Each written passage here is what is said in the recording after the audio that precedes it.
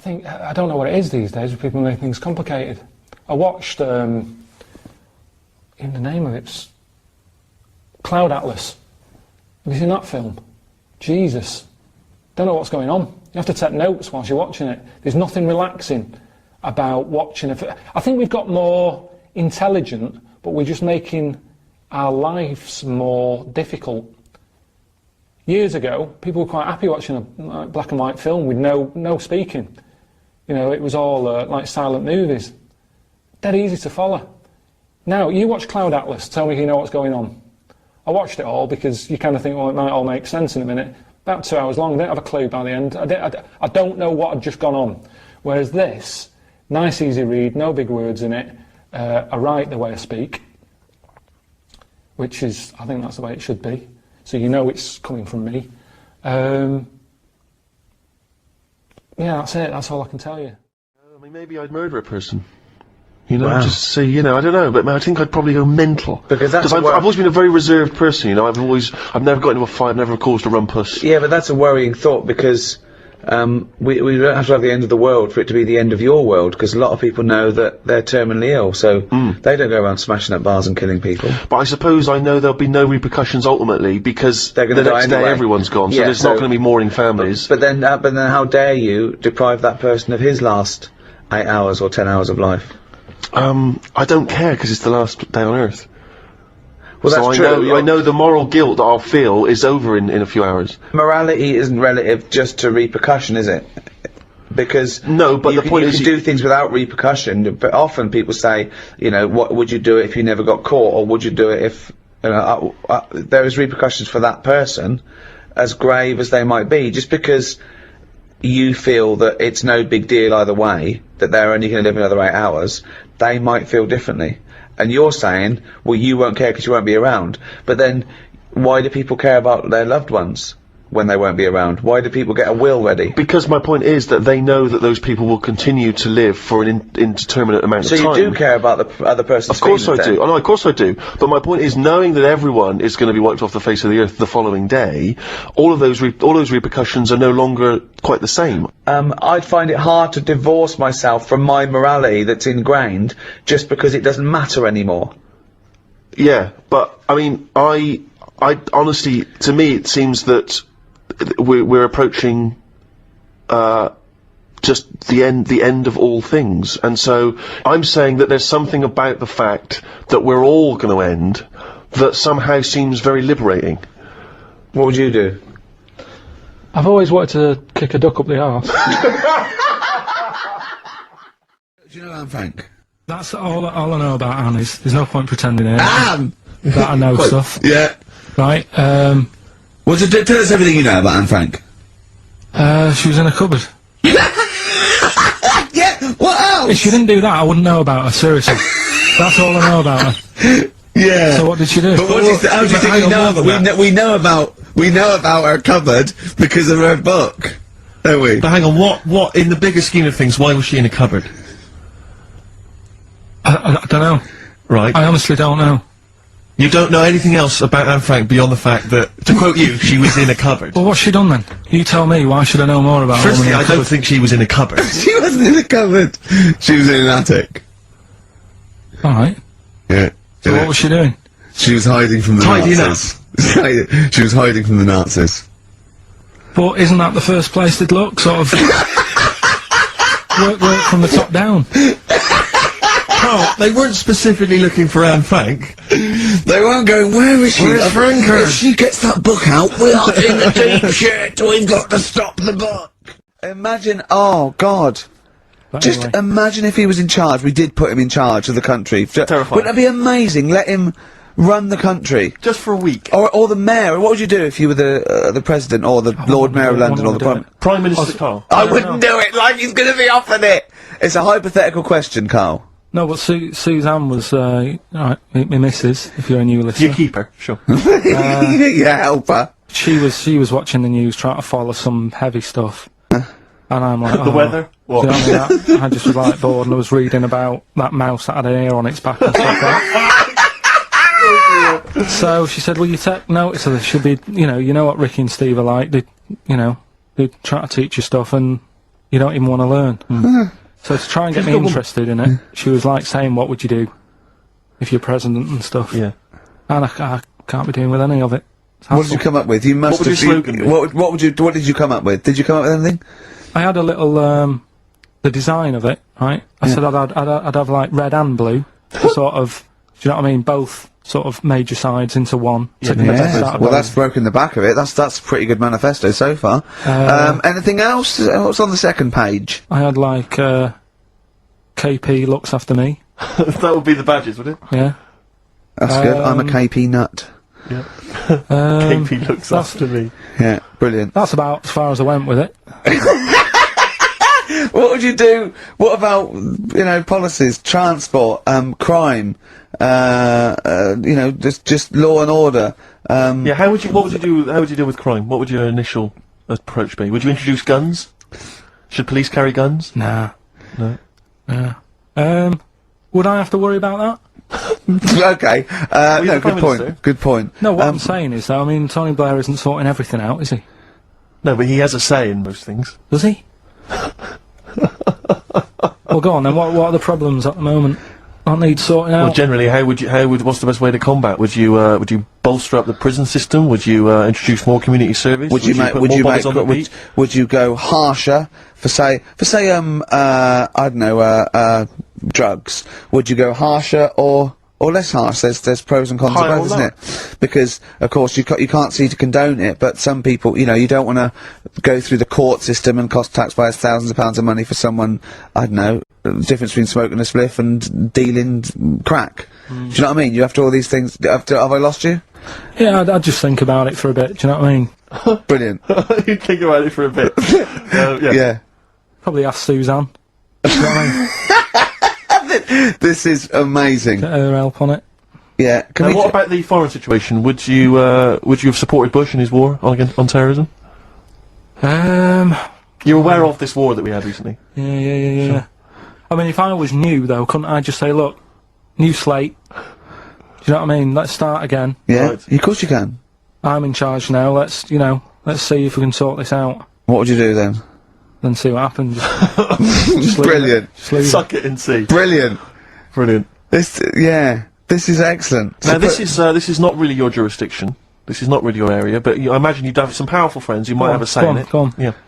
What would you do about single-sex marriages, same-sex marriages? See, this got it's Cameron. I thought Cameron had blown it on Big Brother because they said, you know, what do you think about gay fellas getting married?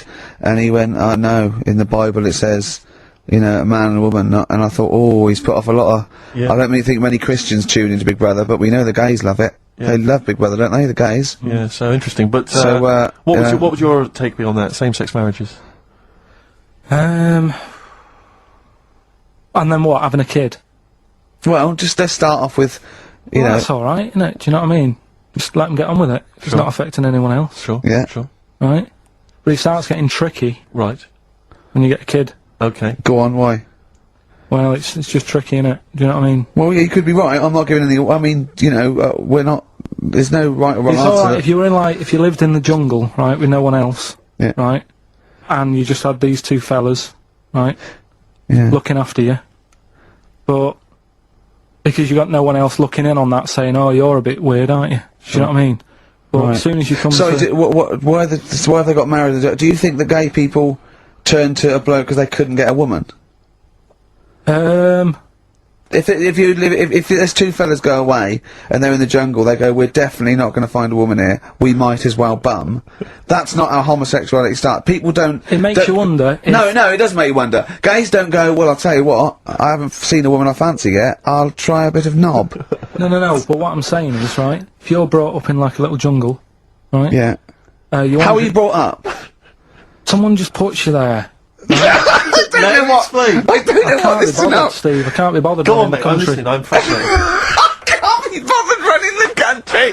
Like, I'm too much trouble for you! KP takes care of me. Alright, fair enough. What I'm saying is, right, if you're brought up in a jungle, right, what do you mean brought up? Just let him finish. What does he mean brought up, like Tarzan. You've got to tell me what you mean by brought up. Wolves, chimps, What? Right, well, there's a good example of what I'm saying to you. Right. Right, what I'm saying is, there's a fella, right, he's brought up in the jungle. Shut up, just let him finish. Let him finish! There's no women about, he doesn't know about women, he doesn't understand what women are. Right. Right? But another fella walks in the scene, Yeah. and he gets pally with him. What does he talk about? Then they've both got needs. This scenario is ridiculous. How has he lived? Or do you know what's his reference points? I can't be bothered with this. Honestly, Saturday should be, day off and that, not worrying me about problems. Only Living Boy in New York. Do you like that? It's got a nice feel to it. Simon and Garfunkel. Yeah. Lovely. Bit later I'm going to be playing a Cat Stevens track. It's one of the most beautiful tracks ever written. It's called Lillywhite off Mona Bone Jack On. Look forward to that. We've got Eminem coming up. We've got the new Eminem single as well, and a big giveaway, Rick, lest we forget. I think we should tell him what that is. Do you think so? Yeah, well, we all went to the BAFTAs, as you know, and we thought we could get a good prize out of this, so we got some celebs Yes. to sign the BAFTA bag they gave away. It's just a nice big chunky sort of cardboard carrier bag, you know. It's not the value that counts. This is what values it. Read out the sort of names we got, These are the kind of celebrity names that have signed that bag. Obviously us three, plus Graham Norton. Yeah. Angus Dayton signed it, Alan Davis, Jonathan Creek, Jamie Theakston, Paul Whitehouse, a lot of comedians you notice, Helen Baxendale from Cold Feet, who's also been in Friends, right? I don't know why that's so exciting. Phil Mitchell McFadden. Yeah. It's an eclectic bag. I noticed actually that Steve's signature's also mentioned, I think he says Steve, aka Phil Mitchell. Which is very nice of him. Yeah. Peter Davison, former Doctor Who. I noticed also that when you gave him the pen to sign it, he put the pen away. Yeah, he pocketed We had to it. say, oh, Yeah. whoa. Just his wily Cockney ways. You're not Phil Mitchell now, man. Exactly. Give us the pen back. Exactly. Simon Pegg, and of course, one of broadcasting's biggest legends, Steve Wright. Oh, Steve Yeah, Wright, got him to sign it as well. Yeah, yeah. But that's, you're not going to find that. That's quite an eclectic and kooky mixture of celebrity names. Yeah. Autographs on one bag. And we maybe photocopy it and it's just, you can't We make can out explain who signatures, they we are. can explain, yeah. But we can give that away. And there's, it's a little commemorative thing of the BAFTA. It's got a big BAFTA logo on there and everything. It's pretty classy. Did I mention this? That our agent, who was there, he ran around getting a few of these autographs, and I think Helen Baxter, a few, but he went up to them and told him it was for charity. And that was why they signed it. Which I think's, a little bit cheeky, but that's what agents are like, Carl. You've got to But then again, he didn't understand get anything from it. It's not like he said, give us £1. No, he just got. They just got their Well, he said that as signature. well. Then he made 42 quid. Yeah, exactly. So anyway, we're going to give that away. Is that a good prize? I think that's a nice prize, isn't it? It's a little commemorative thing. Carl, you're turning your nose up on it. No, it's alright, I wouldn't want it. Didn't he? Do people get you to sort of do campaigns on the radio, like drink Fosters? I wouldn't, but you can. Yeah, but look, I noticed on the big board here, it tells us that you can win signed and framed Chemical Brothers album covers on Sunday. Well, that's just 2 geeks who've signed that. We've got like We've got 3 alone in this room. Exactly. Plus, we've got some of the cream of Britain's light entertainment who've signed that bag. No, I'm appalled by you that you're just so disrespectful of us. No, but it's like how when I went to the BAFTAs with you, and I wasn't really enjoying it, you were I like... can't. He said what? No, you you didn't tell us such an this. ungrateful. There are so many people. You're like a little charity case. You're like, oh, I had God. chicks queuing up Yeah. around the block. You'd wanting usually to have to. I know, but I Someone told like you you. would have to write to Jim or Fix It or Esther Ransom to get to meet us sort of people. And now it's on your doorstep. I'm amazed that you didn't enjoy it. Why didn't you God. enjoy it? You got to walk down the red carpet. You went in. There was George Best, one of your footballing heroes, was there. A load of other big names. You sat there, you had prime position. You came backstage with a load of other big names. Hey, you had a lovely bit of You were grub. filming this thing for the DVD we're making. That's you, a cameraman on our DVD. And yet you think, now you look grumpy because you had a couple of pints and I can't believe So it. tell us why you didn't enjoy it, because the ceremony, what didn't you enjoy about that? It was interminable, wasn't it? Far too long. Wasn't it awful? So 3 boring. hours. I thought you were going to say something. Really? Sorry. 3 hours. Yeah. I mean, I suppose for you two, at least, you were going to get something. Sure. Yeah. But with me, it's like, I've never graduated or anything, so Have you not? I'm trying to think of a situation. Basically, I sat there for 3 hours knowing that I'm not going to get anything out of the night. Yeah. Right? Now... Did you? Sorry, when we invited you and you said yes, did you think you were up for an award? No, I thought we were going to be sat round tables, having a nice bit of food, Yeah. whilst people are going up there winning awards. Yeah. But 3 hours of the same thing over and over again. if a film's 3 hours in the cinema, Yeah. you go, well, it's long, but, you know, I wonder how it's going to end. Yeah. But this was just like the same thing over and over again. Some guy going up, thanks a lot, cheers for the bit of brass. And then going down, sitting down, the same thing over and over again. I wouldn't, honestly, right, I'd say it was one of the worst things I've ever had to do. No, I enjoyed the night afterwards when we did have a bit of lamb and a nice bit of veg and that. That was alright, and I went home and I was happy, and I got the little freebie bag that you're talking about that we're giving away. Yeah. Which wasn't much good stuff in it. Right. No, What would you have done on that Saturday night? Suzanne What said would you have done or the Sunday night rather, what would you have done had you been at home? I would have stayed in with Suzanne, right, watching telly, having a nice bit of pate on toast or something, cup of tea, watching 24, but instead, I had to buy an expensive suit so I didn't show you up, right? Yeah. How much did you spend on your suit? Well, in total, right, because, you know, the shoes and the suit and the shirt and the tie, it was about 600 quid. That's the most expensive evening ever! And that's what I'm saying to you. And the daft thing is, it's dark in there. I don't know why you've got to wear a nice suit. You can't wear a tracksuit, for goodness sake. Dark in there. No, just a shirt and that. It doesn't make you a better person wearing a suit. No, doesn't You make you a know what I better mean? person, no. We're not claiming it made you a better person. No, but that annoyed me. Yeah. I mean, it was an experience, innit? That's why I went, because you think, if I didn't go, if I would have said to you when you invited me, no, Steve, I don't want to go, then I would have never known, right? Yeah. And that's my sort of thing in life, right? If Yeah. something comes up, you should take it, even if you're not going to like it. It's a bit of an experience. Right. You know what he said to me? I phoned him up because we had to meet up, and obviously he had to pose as my gay lover. Yeah. To get in, right? Yeah. He phoned, he said something to me like, I bought a suit, I'm looking good. He said, I'm looking good. People will think, how on earth did he end up with that good-looking guy? So he got into the role. That was what he said to me. Getting into it. Such an insult. Play a record. I just must say that we've had an email from Darryl Foss. Lots of people have emailed in and said, well done on the BAFTAs and well done on your Room 101. They really liked that. Thank you. There's one guy, and it's Darryl says, Ricky, has your dad only got one D-Mob suit? Because I know you noticed, but Ricky wears the same suit every single time he appears on TV, because he spent a fortune on it getting it tailor-made. I've only got one. It's a good suit, and I he wears it know. all the time. And it's winter as well. It's like a pure wool, so I'm sweating everywhere I go. Anyway, Usually it's too much cheese. I won't be buying another. Huh? I won't be buying another one. Ever? Yeah, that's it. Yeah. Yeah. And Suzanne told me today, right, because I've handed it in today to have the trousers turned up a bit. Why? Because it was a bit of a bodge job for the night. Yeah.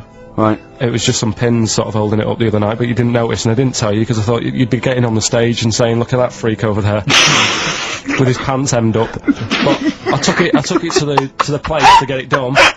Suzanne tells me that I'm going to start shrinking now and getting to that age where you start going small. I know that must have been a revelation to you and a worry. Like, how small do you get? How small do you get? Oh, Don't what are we know playing yet. now? Well, I thought we'd have a bit of Marley music. Marley music. Oh, Okay. go on. Badly Drawn Boys, something to talk about. Well, it's a good job we've got something to talk about because we're DJs on XFM 104.9. I'm ready to with me, Stephen Merchant. Got there, Karl Pilkington. How you doing? Of course, you must have been excited at the BAFTAs because we did bump into Dr. Fox. Oh yeah. Pleased with that. Yeah. What was the challenge again? I think the challenge We was were- you had to shout Foxy. Yeah, the challenge was, it's sort of like Jackass, but wimpy Jackass. Karl was our cameraman for the night because we were doing the making of sort of series 2 where we've filmed ourselves sort of writing it and doing bits and pieces and going to awards on it. And it's on me, and my challenge, which I think, was it me that set my own I challenge? think you did. I had to shout Foxy and get him over. Yeah. And I bottled out You about bottled? 5 times. I just thought he was talking to someone. Yeah. And I just thought, and then I did it, and where's the victory in that? Yeah. I shouted Foxy, and he came over and went, alright. I think, where's the victory? I remember Jackass, they dive off buildings and things. I was a little bit taken aback though, because even though he was joking and mucking around, he was swearing. You don't expect that from Foxy. I'll be at if he was like, Oh, offshooty. no, he And was. he's- I mean, he's a- more than welcome, but he didn't expect it to, because he seemed like a lovely bloke there, but he has is. got an enormous head. I mean, I'm not gonna. But I've I'm got not a problem with disrespecting that. him. I think he's a lovely guy, but Yeah. his head is huge. But it's in proportion with his big body as well. He's a chunky wombat of a man. True enough. And so am I. It was a problem getting him on screen. Sure, because of the huge head. Yeah. I was struggling. No, I know. Well, I know that Popeye people have worries about that. They had to get special lenses. Yeah, yeah. I love the fact that us 3 freaks can take the piss out of anyone. Stop there though, Rick, because I was on TV briefly. There was a thing about The Office on Top 10 TV Bastards on Channel 4, and I appeared on there briefly talking about the show.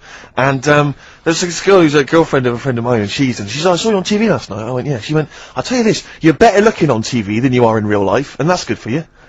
And I was like, oh, I don't know if that was a compliment, because it's like... Definitely not. Well, I'm not on TV, so it's not beneficial in any way. Yeah, but that's like... I'm too right, you have to step out of the TV. But that's like saying, I normally find you pretty repulsive. Yeah. My opinion changed slightly last night because you were on the box. Yeah. And I didn't know, it sounded like it was a compliment. through the aid of a different... through the aid of lighting and appearing like for 12 seconds on screen in small doses.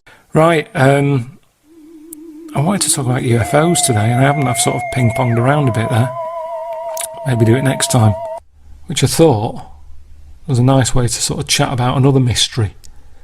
The mystery of UFOs. I've sort of been watching quite a bit of footage on the internet of UFOs recently. I think it's just a good escape, and everything's a bit sort of shit at the minute, isn't it? No matter where you live in, no matter what country you're in, everything just seems a little bit shitty.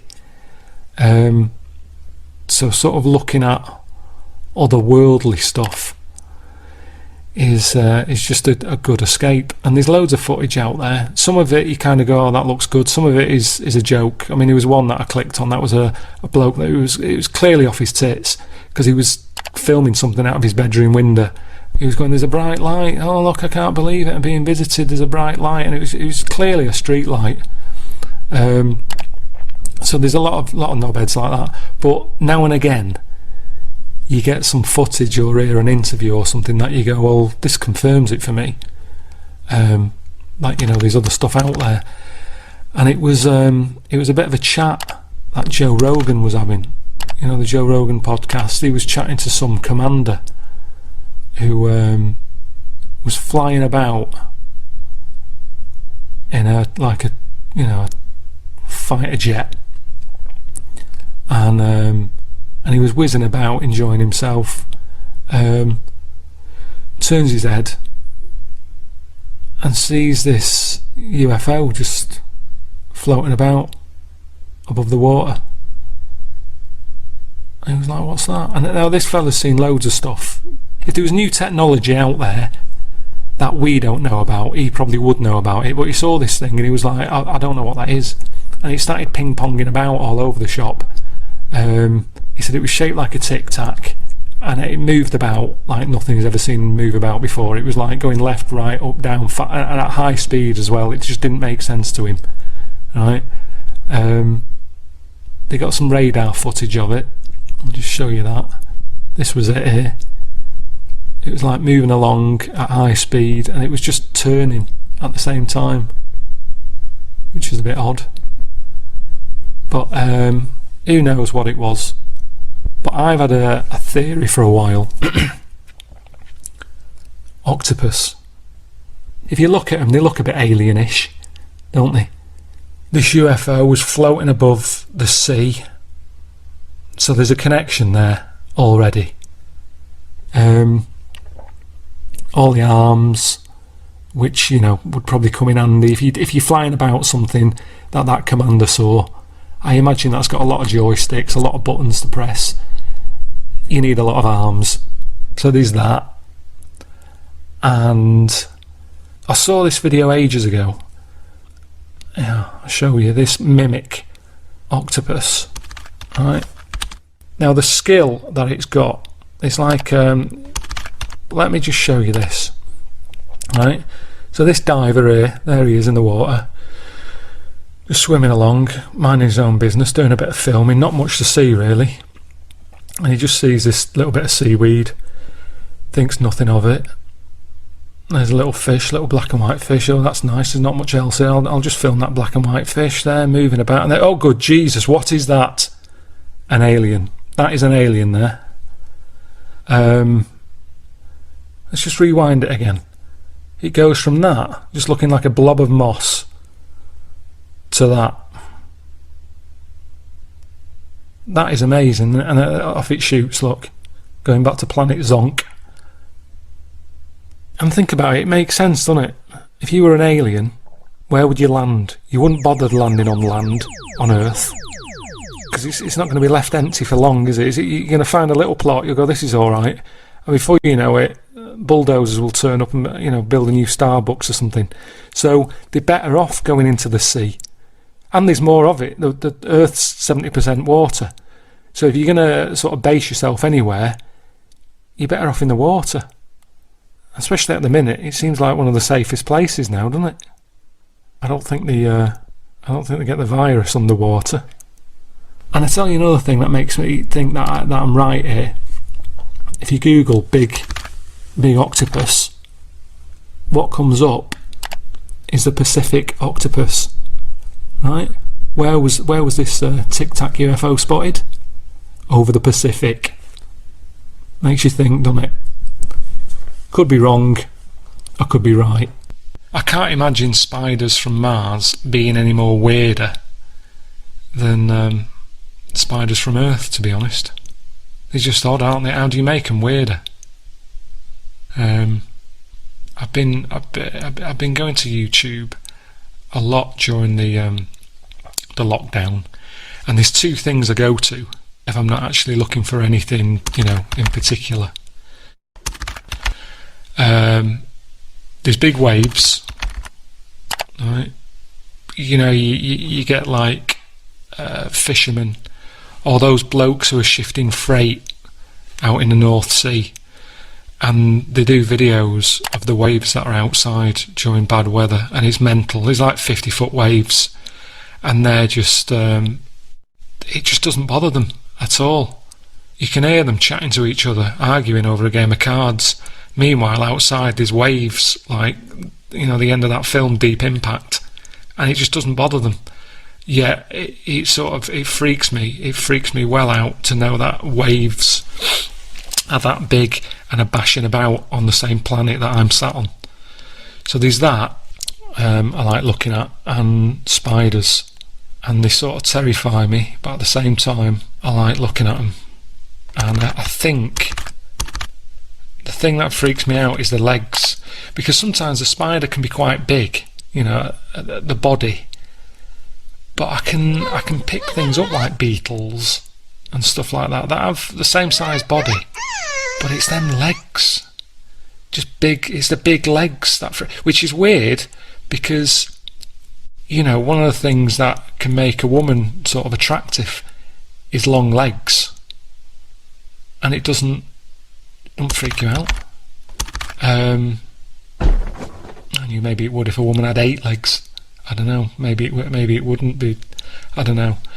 But anyway, yeah. Just Google the Goliath spider, will you? Look at the size of that. There's one on the internet. I think it's the first image that comes up. It's sat in a frisbee, and its feet are hanging over the edge. It's got kneecaps. Have a look at it. I mean, obviously don't. If you're one of them people who doesn't like spiders and you can't even look at them, then don't. But it is mental. Right, the other day I did some Rockbusters. I thought I'd just give you the answers. The first one, the initials were AG. The clue was, how would you? What did I say? I said. What's one of the ways you describe Kermit? Right? How does Kermit look? He's green, isn't he? He's all green. Kermit's all green. All green. Al Green. Al Green is the answer.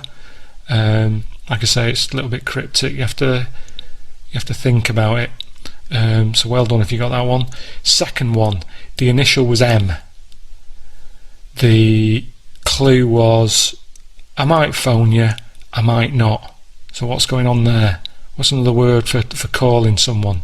Bell you, right? You might bell someone. I might bell you later. So if you might phone them, you might not. You may bell them. Mabel. That's Mabel. Who's out at the minute. It's Nina Cherry's kid, that, isn't it? That's when you know you're getting old, isn't it? When pop stars you listened to as a kid have had kids and they're now pop stars. Madness. So yeah, Mabel for the second one. And then the last one was DL, the clue was the Australian asked the impressionist to do one of those people whose arms and legs fall off. So what are they called? They're called lepers, aren't they? Lepers. If you're Australian, you'd probably say lipper. So the impressionist had asked the person to do one of them people, so they're asking them to do a lipper. Do a leper. Do a lipper. A few of you got that. No problems. So well done. Something to do, wasn't it? And might do some more, especially if this lockdown carries on. Syntax, Friday, XFM 104.9, Ricky Gervais, Steve Merchant, Karl Pilkington. Right, get off. Right, what you got next? Right, well, running a bit late with this, but it's time for Do We Need 'Em? We're looking into what I'm really animals- worried about this, because everyone's getting that last clue wrong. I reckon it's so rubbish that even your mental fans can't work it out. Yeah, it's a tough one, but Give that final Rockbusters clue again.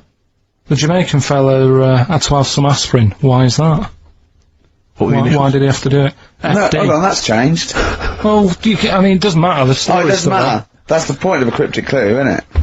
Oh, do. What have you got now? Right, so we're looking into animals that we get rid of. I've spoken to someone about snails, I've spoken to someone about jellyfish, and that, and looking at cockroaches today. Right, now who's the expert?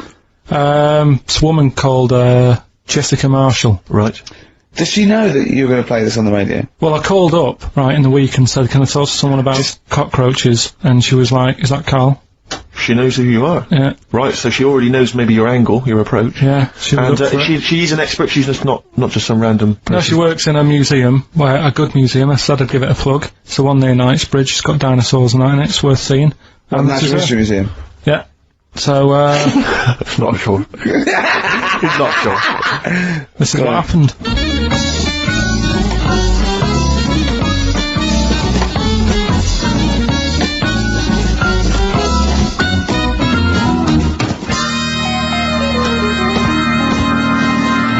Now, what I'll do, I'll tell you as much as I know, and then you can fill me in if I'm right or wrong. And then at the end of it, we'll get to the bottom of whether we need them or not. Okay. All right. So first of all, the first thing that I found out is that they have 18 knees. That's not exactly possible. They're insects, so they have 6 legs. Yeah. And a knee is usually the junction between femur and tibia. That's sort of classic human knees and every other animal knee. So with 6 legs, you can only have 6 knees. Could somebody sort of got mistaken for seeing one that was a bit double jointed? Cover I think tracks. you're grasping at straws or something. All right. Well, we might have to come back to that one then. Okay. They can hold the breath for 40 minutes. Well, they don't do that because they don't breathe in the same way as us. They breathe through little spiracles holes down the side of the body, so no, they're not a very apt simile because the method of breathing is so different. What do you mean? Because insects have a totally different system. They don't have lungs in the way that we do, just breathing through one part of the body. They're actually breathing through every segment of the body all of the time. So even though they've got their mouth shut, they might be able to Their mouth slide. has nothing to do with breathing, So only just feeding. so you see, maybe that's where someone's gone wrong. Someone's got hold of one and sort of taped its mouth up or something, and Thought it was- got bored after 40 minutes Again, and said, "Well, we'll that's a call it pretty right." unkind thing to do to an insect, even to a cockroach. Yeah, but it's all. Can't do that. Yeah, but No. Pretty unkind thing to do anything, even a cockroach. something else I found out. Yeah. They can live for a week without an head. Well, that's true if they don't bleed to death in the process. But the weird thing is, when I told you that they had 18 knees, you seemed a bit sort of like, don't talk ridiculous. But then we're talking about an animal that can live without an head. So there's a little bit of truth in that one, yeah? Yes. Why, when it was invented, has it got that facility? Say if someone said to humans, we could do that with humans, and, you know, if you lose your head in some accident, it gives you a bit of time to sort of go back to your family and maybe write them a note. You won't be able to have a chat, but write them a note saying it was my own fault and it was nice knowing you. Well, that would be a useful facility, I agree, but Cockroaches are great survivors. I mean, they've been around for over 300 million years. They're one of the most primitive insects. Alright. Well, I've also, is it true that they do a lot of resting? Apparently they can sort of rest for 75% of the time. Rest? Yeah, they just sit about doing nothing. It's probably true of a vast proportion of the world's fauna. Well, I mean, maybe the 25% that they are working, they're really giving it some, so it and might they're make probably up. searching out food and, yeah, they can slow down considerably. You can chill insects in the fridge and they'll become very, very quiet. You might think they're dead. Yeah, but I'm sure, you know, if we were sat in a fridge, you know, we'd go a bit quiet, wouldn't we, you know? Well, you might not know much about it, of course. Yeah, but... You're not quite reading the right sources. Well, I've been using the internet. I'm sure there are many useful sources that you could find there, but some of those seem to have been a little misleading to you. So you don't agree with a lot of what I've told you there? No. So, cockroaches, can we get rid of them? No. So we're keeping them then? I would say so, yeah.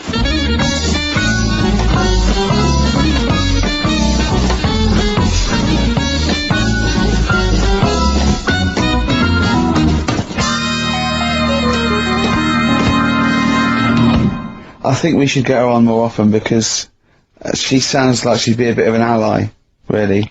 Because she knew immediately that you were talking nonsense. She even said, I think you should be more concerned about your sources, which I've been trying to tell you for a year, right? The fact, I mean 18 knees, where did you get that from? It's on the internet. They can hold their breath for 40 minutes. I mean, I don't know what you read and take on. Mad world, don't it?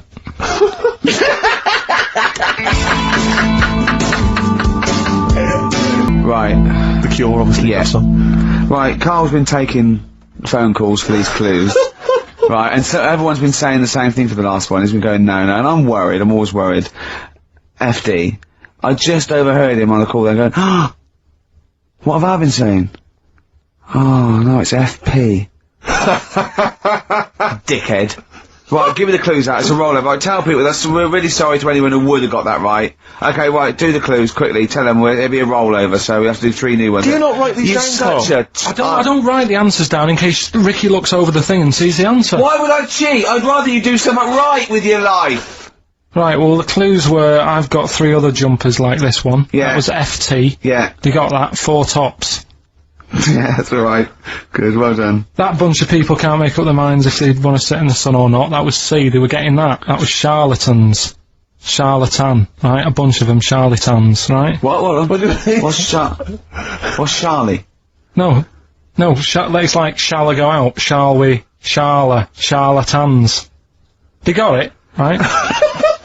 Where I went wrong with this one, the Jamaican fella, he had to have some aspirin. Why? It's my fault, you know, I'm not cutting, there's no point passing the book or anything. I said FD, a lot of people were saying, Fred Durst, like, forehead hurts, which is a good one. Yeah, which would have been as good as any of yours. But I made an error, so we'll roll it over. No. What is the answer? What was the answer? over. Jamaican fella what? Add some aspirin, why do that? What's the thing? FP. FP, it was Frida Payne. Frida Payne. Frida Payne. Frida Payne. Frida Payne. That's awful. You've got to write these down next time. Yeah, this is I'm right. sorry, You right. are. You're the producer. I know, but I've had a busy week, haven't I? Just doing That's stuff not with an it. excuse. That isn't an excuse. Our excuse is we don't care. Yeah. You You do put the care. work in and then make a mistake. Yeah. I mean, it's better not to try than try your hardest and be rubbish. Do you see what the point? We don't care. But you've got standards. Yeah, and you're not meeting them. Think of that. You're not even reaching your standards. God. Right, well that's that I guess. Well, the prizes will be giving those away next week. Bollocks again. Just And, completely. song for the ladies to end the show with. It's from Nick Cave's new album Nocturama. This is a track called He Wants You. Back next week. Remember, Frida Payne. Where are you going? To someone. And they go, I'm going to, Dorset. Oh, aye. What road are you taking? Dunno, I'll just pop on the sat-nav. Now, That's a start, isn't it? Okay. Let's act that out with me, okay? I'm going away for the weekend, Carl. Are you? Yeah. Where are you going? Dorset. Oh yeah. How are you getting there? Car. Oh right. Yeah. Well, which way are you going? Don't know. Why do you want to know? Oh, just making a friendly chat. Just I'm interested in geography. Which way are you going? Well, I don't know really. I've got a sat nav in my car, and I'm getting there. And what do you know? What? Bit lazy, isn't it? Well, I'm not a pigeon. I don't. Oh, you got an A to Z. Well, yeah, but it's on a computer, the A to Z. What's the difference between looking at an A to Z and... It's a bit lazy, though. Not really, no. No. Why? Why is it any different that I've got it computerised so I can go along? The A to Z's a bit dangerous, isn't it? It's a bit... Don't go to A to Z when you're driving along. Clive, who are you talking to? Because we need to hit the road, we need to get going. Well, it's this fucking idiot who wants to know what road I'm taking, which is a fucking boring thing to ask anyway. Sorry, who is this twat? Because we really got to get going. He's a fucking dickhead who I think he's an A to Z salesman by the door. I mean, just tell him we're using the sat nav because it's the quickest, most efficient way of doing it. It's the quickest, most efficient way of doing it. No, but look what's happened. Who the fuck are you? Would Columbus found America if he had a sat nav? Yes! No, he wouldn't. He'd have put in America and he would have taken him He to wouldn't. America. He only found it because he got lost. Now, if everybody just goes... Hold on. How would an undiscovered country be on a sat-nav? No. Go on. But I just What's mean... the difference between the sat-nav and the map in that regard? Because I've found some lovely little cafes on roads I've never been on. And I've instantly gone from finding a continent to a little cafe. I love that! Little greasy swim. I am off to discover the unknown world. Where are you going? Well, I don't know yet, it's the unknown world. What are you taking? Just a boat, all lazy swim, you cunt. I love the fact that he's so Luddite now, he's annoyed at the sat-nav. I mean, you'd have probably given Columbus a hard time. Oh, got a compass. Don't you know where north is, you twat? I just think there's something in being lost. I never feel lost. I just think, oh, I've had a diversion. Because you find new things. I'm forever going Meanwhile, down... Suzanne's asking the French peasant where I just think, Columbus... Alright, what's the most interesting thing you found when lost? Like I say, they normally... I found a shop that was like a fancy dress shop. Amazing. Do you need fancy dress stuff? Dressed You up never as go out. Columbus You and went never and bought a sat-nav. Went to Dorset for the weekend. You never go out. Why do you need a fancy dress shop? That sounds like the sort of one thing you would hate is fancy dress. Yeah, but I like looking at the... they have like a space helmet in there. Right, so you found a fancy dress shop. Where are you supposed to be going that you had time to get sidetracked and go in a... I think I was going to a meeting. Just cut... Amazing, that's the last time! So you want to get lost? Yeah, you don't want to get lost, No, do because you? I always give myself loads of time because I get lost a lot. I always give myself... Get a sat-nav. No, I'm just saying, that's how you find little treats along the way, and next time you pass it, or next time someone says, do you know where the fancy dress shop is? You can go, yeah, I do. I have no idea because I was lost. I didn't know where it was. No, normally I learn. I'm not going to tell you, lazy cunt. Haven't you got an AZ? Oh, that's harsh. Yeah, find it yourself, you lazy twat. Well, I might get lost. Good. You might find another one. It just goes back to the chip thing in the head. I think you've got to learn along the way. We can't get lazy. We can't have chips in the head, knowing how to plumb. That's what it's all about, isn't it? And making mistakes. If you make a mistake, I've done some wiring, got a little shock. Won't happen again. It will. I've seen that experiment with you before. So, there we go. Carl as president. He's still confused, aren't you, Carl? Just a little bit sort of amazed Yeah. by the body. Yeah. You're in awe of it, aren't you? Just the way... I'm amazed how two people can buy a baby on the internet for £3,000 and not realise it's a chimp till it goes to school. No, but seriously, what would, talking about there during Elbow and Fallen Angel, we were talking about that I think... Yeah. If you're locked up, well, not locked up in a room, you've got a normal life, except there's no women in it.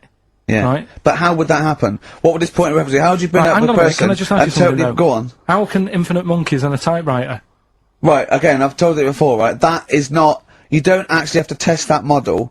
It's basically a model for that explains the nature of infinity. Okay? Yeah, but... I've told you before. It works because of the definition of infinity. There's nowhere in the world you'll ever be able to get an infinite amount of monkeys and typewriters to But anyway, all I'm saying is, I think if you don't know about women, would you crave for a woman, even though you don't know they're around. When you hit sort of puberty, your hormones will kick in and you'd start getting urges. But for what? If you don't know about it? You don't have to know about it. You don't, if you grew up and you started feeling hunger, you wouldn't go, I wonder what that is. You'd go, get me a sandwich, I'm starving. It's different though, it's different. But I'm not, but we're not saying it's all hardwired or people can't change their natural state. We do it all the time. We fight nature all the time with conditioning. God, it's weird, isn't it? Yeah, well that's that one. I'll tick that. It's weird, isn't it? No, the body is. There was something. Yeah. Did you read that thing the other week about Man with two penises? No, we don't need that. We don't need that. Lawyer who got in office realised he was actually an orangutan and they just shaved him and put a suit on him from Hugo Boss. And the funny thing is, he won the case and the judge said, well, don't send him back to jungle. Let him set off on his own. Bodge it, wibble and podge. You'd make the best judge in the world. No, there was a fella. Here's a banana. Hang on. Here's something I've learnt, remember? Go on. Back to like show 4 or whatever. Go on. What is it? 4? The flea can jump over the London Eye? No! No, it can jump the equivalent of if it was a 6-foot man. It can jump about 6 inches high. A flea cannot jump over the London Eye. Yes, it can. Yeah, it can. And Tell your kids that. God. Oh, remember? Oh, a flea can jump over the London Eye, and an ant can lift 3 Volvos. we all changed. Carl used to have hair. Yeah, but you by your own admission had it for long. You didn't have it hair for long, did you? You No, started it wasn't. going It bald wasn't. Didn't want to hang around my hair. It was never. I've told you, it didn't feel needed, so it went. I never did anything with it. It was hair of a Chinaman, wasn't it? Even the hairdresser said. He said, Yeah. you can do nothing with this. So what do you mean? He said, it's just too. It looks all limsy. Limsy! Sorry, was that's a Limp or flimsy, I reckon. well, no, that Limsy is a Chinaman that gave his name to the limp hair of the Chinese. So you race. think your hair bailed on you because it was not getting treated well enough? I think that's true. I think that's Right. how it works. But yeah, I know what you mean. I sort of think about if I've changed and that, but I don't think I have that much. I still have the same sort of thoughts. I like olives now, which I didn't like probably 3 years ago. Right, wow. But you can, if you eat 4 in a row, you get a taste for them. And I thought, go on, then I'll have 5. And Right. I thought, yeah, they're all right, these. So that's different. But other than that, I mean, So what were your dreams and ambitions when you were young? didn't have any. Right. It was kind of 5 years old. What do you want to be? What are your thoughts for the future? I didn't worry. At 5 years old, you're not worrying about work Okay. and that. 10. What's your hopes and fears of all these years? I met in thee tonight. I wasn't worrying about work till about 13, 14. Just thinking, right, you know, people who were new had left school. They weren't getting work. I was thinking, I don't want to be like that. That's when I did boxing. You know, I could have gone down that route. Got into boxing, didn't I? How many fights do you have? Don't know, about 3 or 4.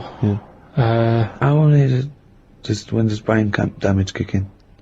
I guess it can. I guess it can happen almost instantly. I mean, that must be part of it. Did you really get a bad beating on one of those fights? Yeah, Leroy gave us a right good clackering. Clackering. Yeah, the thing is, your jab was a bit limsy, but Leroy's was clackering. Then there was the dancing. I don't remember this. What breakdancing? Well, I did that. I did a bit of body popping. Yeah. But did you ever really think that you might do this in the future? You never know, do you? But did you, at the time, do you remember thinking, oh, I wouldn't mind doing Well, this professionally? I must have thought that for me to go. Well, let's try and join, you know, Twiggy's dance club and all that. And my mum and dad always sort of, you know, if you want to give it a go, give it a go. With the boxing, you know, my dad was saying, right, I'll get you the proper shoes and that. And my mum's like, don't bother getting in them yet. Let's see if he sticks at it for like 4 months, because they were about 30 quid for Let the him shoes. carry on in my furry slippers. Then with the dancing, it was the same thing. I said, I need some leg warmers and that. And These tights are just as good. Come on. No, my pop on your nan's tights. my dad gave me like his he cut like the sleeves off a shirt. Amazing. And that were your leg warmers. Yeah. Amazing. But it's funny when you're a kid, it don't bother you. But surely cut them off a jumper. No, I don't know why. I know it looked daft. It had cuffs on leg warmers. That's amazing! But when you're a kid, amazing! you roll them up. It must have looked Lansdowne and Bowen doing a handstand. But then, you know, that didn't last long, and then my dad, you know, I was getting older now, and he's like... Dad needed his shirt back for a wedding. Yeah, as long as he didn't take his jacket off, it was fine. yeah. Dad, I'm losing my hat, I need a hat. Dad, I don't need a bloody hat. Pop my pants on, Fed. God. I don't believe this. He's got one day. He's got it. Carl's really grumpy and all stressed because he didn't have the record. We didn't want to play so I won't say it. We didn't want to play a certain record he had lined up because it's rubbish. I know, but you do this every week. Because most of them are rubbish. So that's why we choose up. No, but 30 seconds to go on the tracking saying don't want to play that. And you're going, oh, it's stressing me out. You're meant to be at our beck and call. We've made you. We've made you. We got you out the gutter, and now you're getting greatest mind in the world and all that. That doesn't mean you can mess me about. If you were a doctor and you saved me life, right? There comes a point. In a way, we have, Carl. Yeah. Where were you Go going? on, what were you saying? But no, what was he going to say? He was going to say something wise then. No, I was going to say, right, if you were a doctor, and you'd saved me life, there's only so much that I could give back to you, right? Okay. What would be unreasonable? What would be unreasonable? Well, you know, forget doctor, don't forget because no, the doctor's, that's its job, right? Supposing I was just walking along and I saved your life, I gave you a kidney, or I, you know, resuscitated you, or I dived into icy water. What could I hope from you then before you start going, hold on, what would you be willing to do for me until you sort of got, lost your rag a little bit? Because I was asking too much. So, didn't I know you before you've, like, sorted a lung out for me? No. I just gave you a lung, for example. Well, I'd be a bit I'd be thinking, why has he done that? Suspicious! But what I love though, Rick, is the idea of you jumping in icy water to save someone, giving them a lung. I can guarantee if someone was lying on the floor screaming they needed your help, you'd affect a foreign accent and go, I know, understand, and run off. Do you know what I did once, right? We went out a few weeks ago, right? And some woman had her handbag nicked, and she was all distressed. He said, chase the fella, Carl. You stood there. Let's be honest. Imagine Ricky chasing a criminal. Look at his little legs. He'd never get anywhere. I mean, he started to run, and then he passed Starbucks or something, and nicked it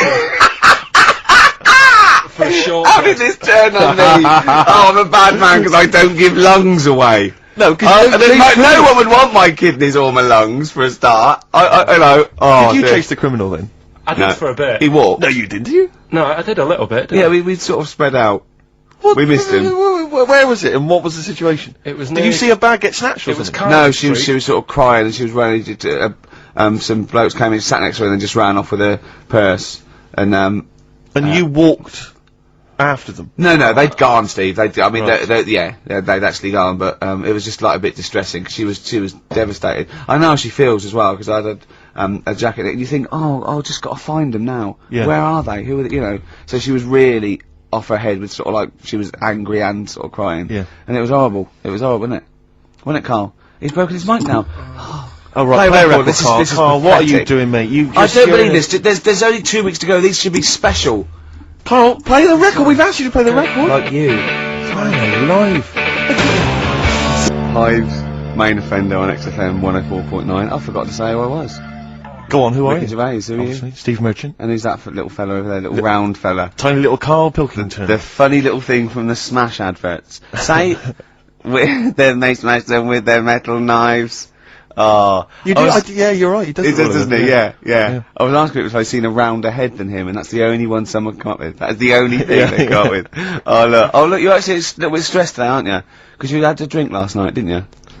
I had a couple of drinks. Yeah. I was down at Steve's night. He was doing a bit of DJ. Yeah. Went down the store. And that's why you're all grumpy. Did you hear what he just said? What? I was DJing last night, obviously that XFM evening. Yeah. Hour and a half. My friend and I split the time on the decks. Yeah. What was the word you just used? He went down a storm. We went down a storm. Right, 3 girls, I was walking to the toilets during my set, 3 girls went, you are a genius. Right? What's his name? Dane Bowers, Zane Lowe. Because you played records in a certain order. Yes. Sorry Rick, if you can't deal with that. Sorry if you're a little bit jealous, because this time you can't share the award. Alright, dear. But it was my credit this You time. can tell he hasn't been a DJ.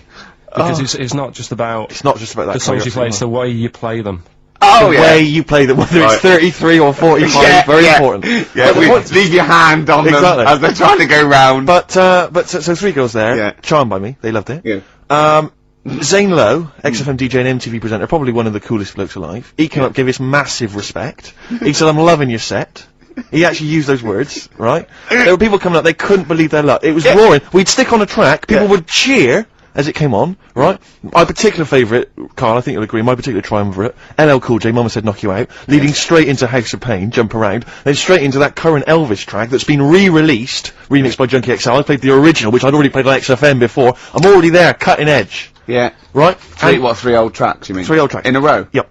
And, what I think the words that would best sum it up are, I kicked ass, Great. Rick. Alright? Well, I'm going to be kicking some ass today because I I'm look forward to it. going to be shamelessly self-indulgent, and we've only got 2 shows to go, so I'm playing some of the most beauteous tunes in the world. And I was just telling Carl, lined up a Simon and Garfunkel track, Only Living Boy in New York. He went, "Why is he the only living boy in New York?" I went, "What?" He went, "What does that mean then?" I went, "I don't know." He went, "Well, what's it about?" I said, I don't care. I said, it's a lovely song. He went, "No, but what's it?" I said, "I don't go into that." I said, he went, I like a story." I said, "Like what?" I said, "Killing of Georgie, no trickery." Killing of Georgie. I think we should play that at the last. It's good, I heard it the other day on Radio 2, it was cracking. It Yeah. sounds like well. It's really good. Tell them what it's about again. It's about little girl, gay fella. A little what? A little gay fella? Yeah. Right. Who I mean, I haven't heard it for a bit, so it's all off memory. This, but Yeah. gay bloke.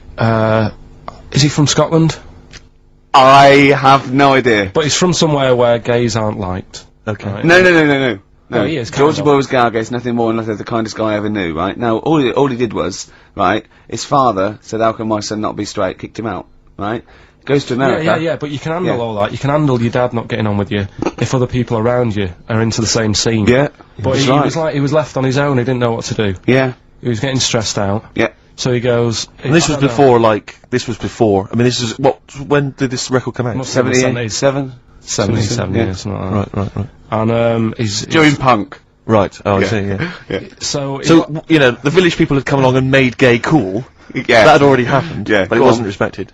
but he was watching the telly or something, and he saw that New York had loads of them over there, and they're all having a good time. Sure. No, sorry. At no point in the song does Rod Stewart say little gay Georgie was watching telly and saw loads of gays in New York. At no point in that song. No, but this is what I like about that song, you sort of picture what's going on. You make it up. Yeah. Okay, so the little gay fella was watching telly, and there was presumably the and now from New York, the gay show. Yeah. Or whatever, because it was a big scene over there, wasn't he, in the 70s? Yeah. Okay. Right, go on. So he goes over there, and he's having a great time and that. He's meeting... Went to New York Town, Meeting- very quickly settled down, meeting soon loads became of- the toast of the Great White Way. Yeah, they loved him. Went All down. the old queens blew a fuse. Yeah. Yeah. And then, I don't know, he was out late one night, Yeah. and he's walking home, Yeah. and gets attacked, gets killed, Yeah. and he's lying in the They gutter. didn't intend to take his life, they just pushed their luck a little too far that night. Yeah, you see? So, Yeah. but what's good there? Is it good that he had a bit of a good life, and was able to be himself, Yeah. or should he have stayed in Scotland? He didn't come from Scotland. Again, I really... Right, I think, is there any way we can get this song before the end of the show and play it? Because I've heard it recently. A lot of people listening will have never heard this song. They wouldn't have any idea what we're talking Can about. I say what you said when we were talking about that song once before? Is it bad?